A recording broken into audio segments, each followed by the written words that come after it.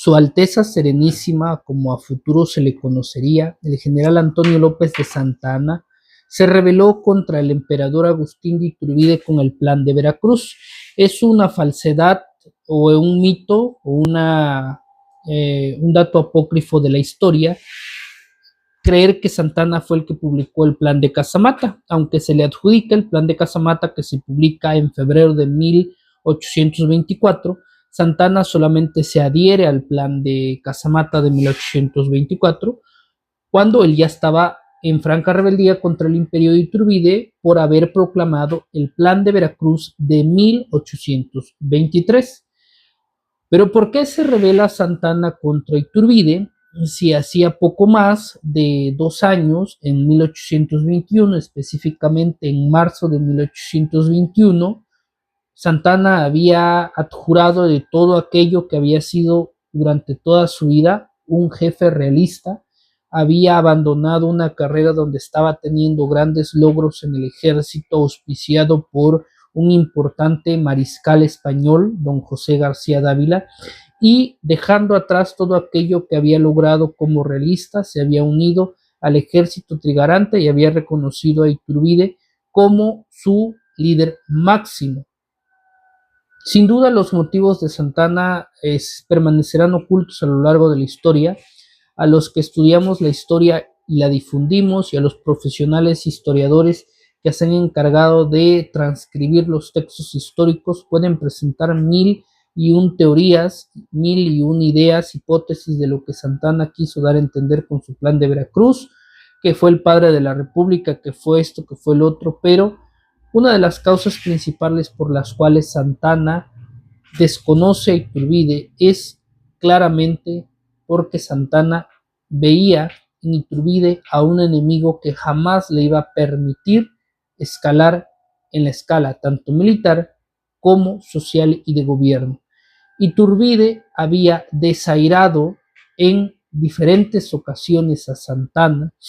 lo había hecho menos ante diferentes situaciones en las cuales el caudillo veracruzano esperaba ascender en la escala militar y alcanzar un buen puesto probablemente en el naciente gobierno del imperio, pero en esas ocasiones Iturbide siempre buscó la manera de ponerle el pie a Santa Anna, detenerlo y darle entrada a otros personajes. El primero de estos episodios que se puede reconocer va a ocurrir en el mismo año de 1821.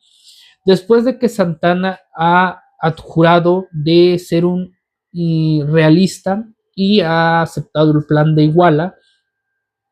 va a ayudar a asegurar las villas de las grandes montañas, que es Córdoba y Orizaba, y posteriormente se va a movilizar en el mes de marzo a la ciudad de Jalapa, que final de cuentas va a caer, y después de ello va a hacer un movimiento sobre Perote para asegurar que no se le refuerce, que posteriormente Perote va a claudicar también, y con ello el fuerte de San Carlos.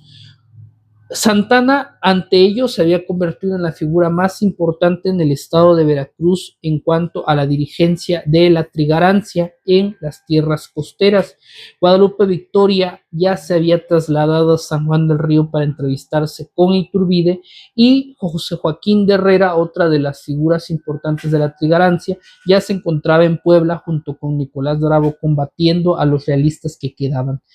Cuando Santa Anna aseguró los puertos de Alvarado, la ciudad de Jalapa, las ciudades de Orizaba, de Córdoba y la mayoría de las villas aledañas al puerto de Veracruz, solamente Veracruz era la ciudad que seguía, y era importante tomarla, ya que era el puerto más importante de la antigua Nueva España y uno de los puntos comerciales por antonomasia que denominaban las entradas de las aduanas mexicanas. Ante Santa Anna se encontraban no solamente las murallas de Veracruz, sino su antiguo maestro, el señor mariscal de campo don José García Dávila, intendente de Veracruz, quien, decepcionado completamente de un Santa Anna al que él había ayudado a ascender, se había dispuesto a defender la ciudad de Veracruz con todo lo que tenía, y sin duda tenía bastante. ¿Sale? A pesar de ello, Santa Anna había logrado penetrar el 7 de julio las murallas de Veracruz y estuvo a punto de tomarla, solamente que la caballería, que era dirigido por su hermano Manuel López de Santa Anna, retrocedió, y casi Santana queda aislado dentro de la ciudad, solamente que la habilidad se le presentó como en muchas otras oportunidades y gracias al conocimiento que tenía de los recovecos y las calles del puerto de Veracruz pudo escabullirse de los realistas que lo buscaban y poder salir nuevamente hasta las dunas del Perro, que era donde tenía su artillería. Posteriormente a ello,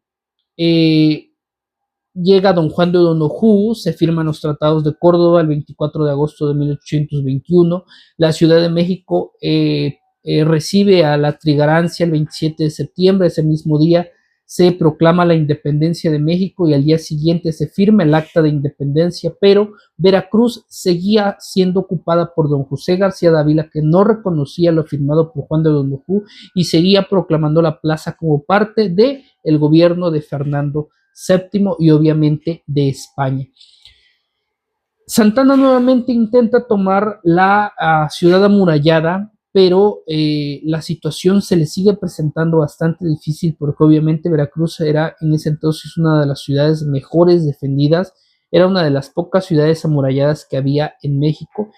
y eso le iba a complicar la situación. Entonces Iturbide le va a mandar una carta a don José García Dávila diciéndole e instándole que era momento de que Veracruz se rindiera, pues solamente Veracruz en tierra firme seguía reconociendo a la monarquía española. Don José García Dávila, bastante molesto, le va a regresar la carta a Iturbide con una nota que le va a decir: Veracruz se rinde a cualquiera, menos a Santana. Ahí viene el primer desaire que le hace Iturbide a Santana, porque claramente Iturbide reconoció que Santana en ese momento se estaba convirtiendo en un obstáculo para haber coronado los esfuerzos que habían iniciado en febrero de ese mismo año. Ya solamente quedaba Veracruz y no podía ser tomada por la necedad de José García Dávila de no entregárselo a un Santana que de antemano odiaba y lo había decepcionado. Entonces, ¿qué es lo que hace Iturbide? Iturbide va a hacer a un lado a Santana y va a mandar a uno de sus acérrimos enemigos, Manuel Rincón. Los Santana y los Rincón, ambos venidos de Veracruz, eran acérrimos enemigos. En 1917, el hermano de Manuel, José Rincón, se había encargado de defenestrar a Santana a los niveles más bajos del gobierno en ausencia de José García Dávila. Entonces, ahora un Rincón, que siempre habían sido los detractores de Santana, eran los que iban a tener la gloria de recibir la ciudad de Veracruz que tanto esfuerzo le había costado a Santana intentar tomar. Pero obviamente, debido a la situación, pues Iturbide había preferido mil veces hacer a un lado a Santana y posteriormente permitirle a los hermanos Rincón hacerse con la gloria de haber tomado la ciudad y puerto de Veracruz. Santana a partir de ese momento fue relegado del gobierno del estado de Veracruz, ya que los Rincones se hicieron con la autoridad estatal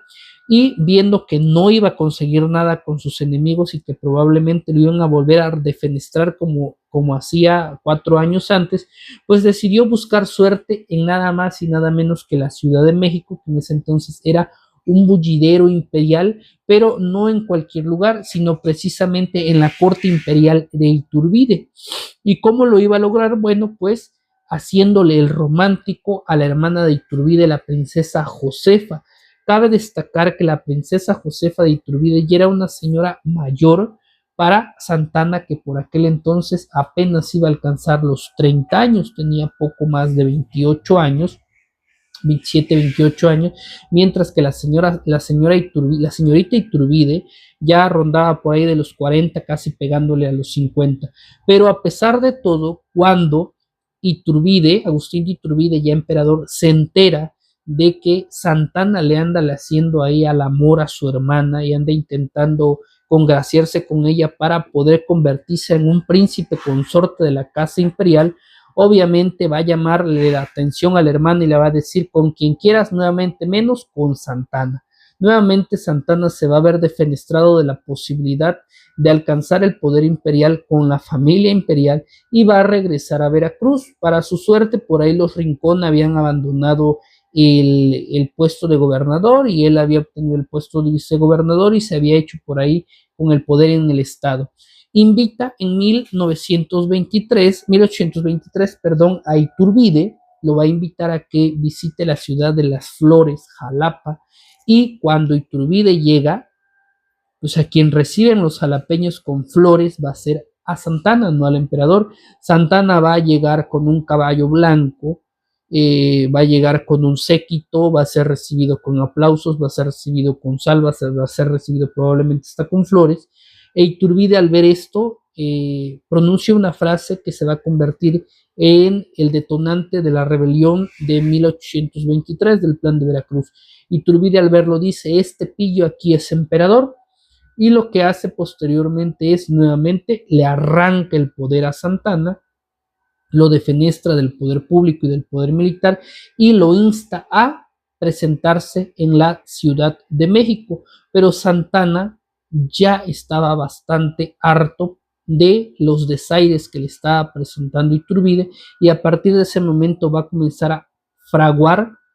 la rebelión que se va a destapar en diciembre de 1823. ¿De quién se va a apoyar? Pues de nadie más y nada menos que de Guadalupe Victoria, que por aquel entonces ya andaba huyendo de la policía imperial, pues Guadalupe Victoria había conspirado junto con otros exinsurgentes para intentar tumbar al imperio y plantear la idea de una república. Entonces Santana y Guadalupe Victoria nuevamente se van a encontrar en las estribaciones del Camino Nacional México-Jalapa